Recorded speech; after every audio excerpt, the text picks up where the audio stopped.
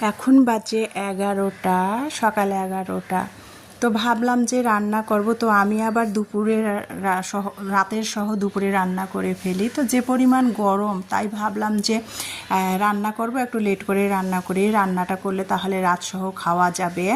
তো সেই জন্য ভাবলাম যে রান্না করব, কাটা বাছা করে নিয়েছি সব অফ ক্যামেরাতে। তো ভাবলাম যে একটু আম দিয়ে মুড়ি খাবো। তো আম দিয়ে মুড়ি খাওয়ার জন্য এখানে মানে বাড়িওয়ালা ভাইরা গাছের খুবই সুন্দর পাকা পাকা গাছ পাকা আম দিয়েছিল ইমানি এলমাকে খাওয়ার জন্য। তো আমার মেয়েরা না আম কাঁঠাল এগুলো পছন্দ করে না, খাওয়ার মধ্যে শুধু একটু জাম আর লিচুটা পছন্দ করে।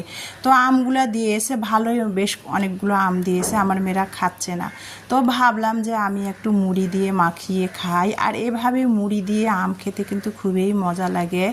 আর এই মুড়ি দিয়ে আম কিন্তু সকালে বা সন্ধ্যাবেলা নাস্তা হিসাবে ভালোই লাগে খেতে। আর তাতে যদি হয় গাছ পাকা মিষ্টি আম, তাহলে তো আরও জমে যায়। তো